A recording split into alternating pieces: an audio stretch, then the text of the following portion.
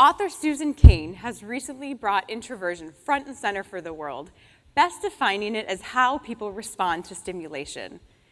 Introverts thrive the most when they're allowed low-key environments and space with their own thoughts. But for some introverts, there's an internal conflict between less and more.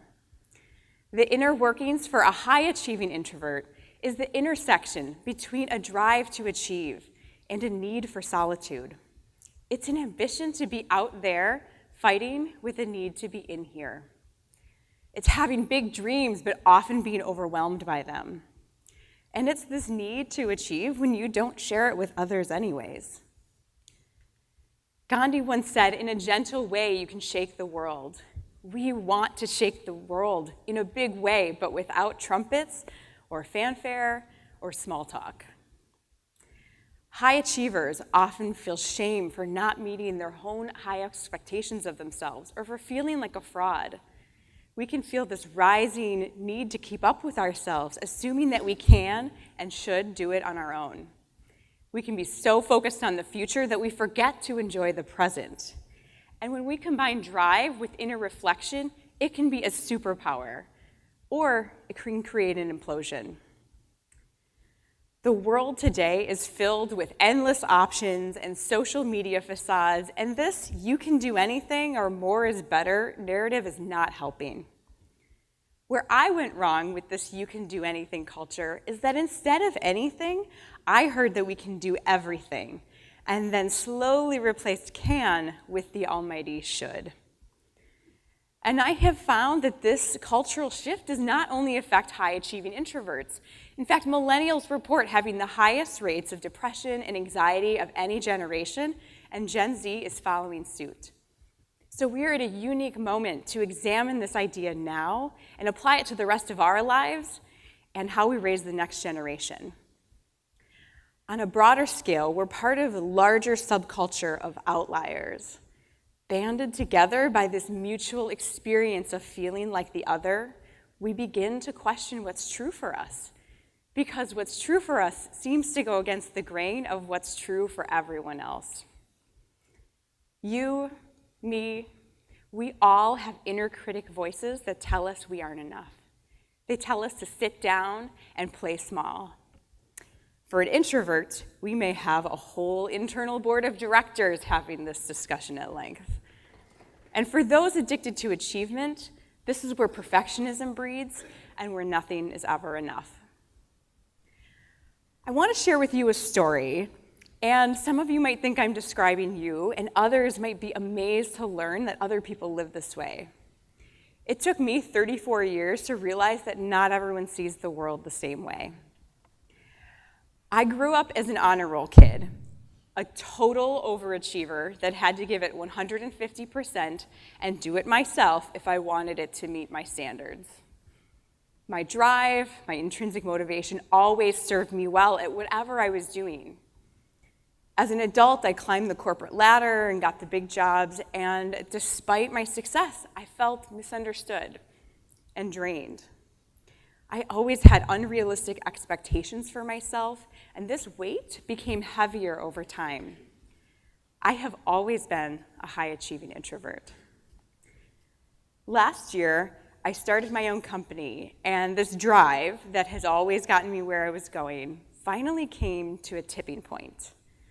For the first time, I was my own boss. I was the only person laying out the expectations when the weight started to feel unbearable. It was the same weight I had always felt but managed to tolerate or ignore, but now it was getting heavier. And then one day, it came to me. And like a lightning bolt, I had to get a pen and paper and write down this sentence to describe what I was experiencing. I am being crushed by the rising expectations for greatness because I don't have anyone holding me back anymore. But wait, let's back up. How did I get here? My childhood was stable and secure and frankly pretty mundane. There was no major crisis in my life, no event that turned my life upside down. Some people lose a parent or have a near-death experience before they transform into a new person. I experienced none of those things. I can hardly even remember a minor crisis from this time. In fact, I remember when my choir group handed out funny awards to each other, my peers gave me the "you don't do anything embarrassing enough to get an award."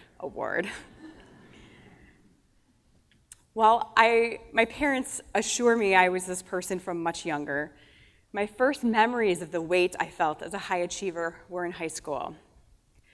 I remember a specific instance when a teacher asked me and looked at me and said, really saw me, and said, "How are you?" I burst into tears because the weight was so heavy and no one had ever looked close enough to notice it before. I remember a contemporary dance class where the dancers journaled whatever was on their mind and handed it in to the instructor, who selected a personal quality that best fit our thoughts. Mine was panic. From Ruth Gendler's Book of Qualities, panic has thick, curly hair and large, frightened eyes. She has worked on too many projects meeting other people's deadlines. Panic is sure no one can help her. She must sweat out these demons on her own. She's ignoring the evidence of her own senses. In college, the weight continued as I was an honor scholar and I worked 3 jobs. I took everything so personally because I was so hard on myself. As an adult in my career, I continued to assume that it was me that needed to do more and be better. I was nearly incapable of celebrating accomplishments and would plow on through to the next thing. I spent years living close to tears, much like in high school when I buckled the minute someone saw me as I really was. I would collapse under the pressure when someone asked me, "How are you?" with actual intent or eye contact. I always assumed that this was normal because it was normal for me. And then I started my own business, and I knew it would be hard because everyone says it's going to be, but I had a misunderstanding of how it would be hard. I thought that I was better equipped than most, and as it turns out, despite knowing how to run a business, my inner gremlins found the air that they needed to unravel me. Here I was, free of the oppression of conference calls and cubicles and direction from others, and I was stuck. I was being crushed by the rising expectations for greatness because I didn't have anyone holding me back anymore. I always had bosses and company objectives with their own agenda, and when my own unrealistic expectations no longer had a ceiling, they exploded.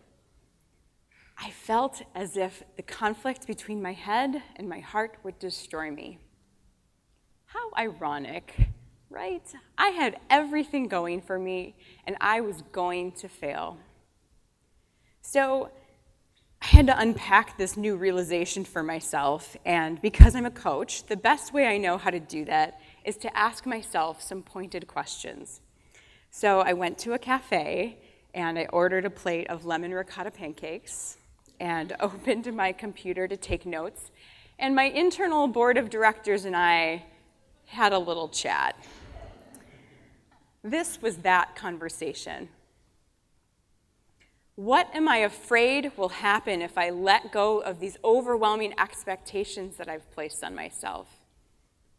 That I will fail. No cause, just myself. A totally preventable failure, which makes it a double failure. Failure to get it right the first time, and then failure to fix it when I saw the problem. I am afraid that I've held these expectations by myself and for myself my entire life, and I cannot be successful without them. So inevitable failure. Failure if I keep the expectations, and failure if I don't. Scratch that. Inevitable failure if I keep the pressure, but only possible failure if I let them go. Or possible greatness. What would actually be the outcome of letting go? I might fail, but it would be so much lighter. So either lighter failure or total greatness.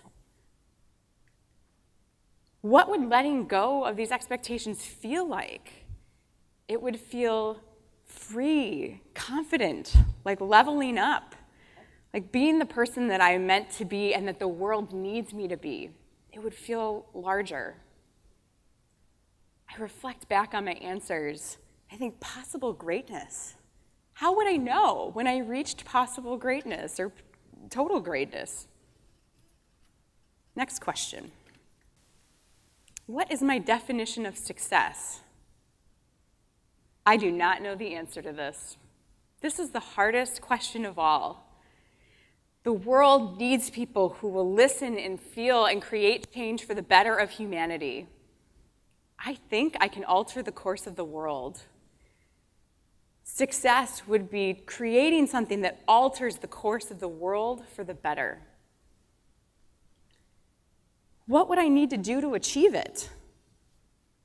Well, faith in myself, like utter belief without factual backup.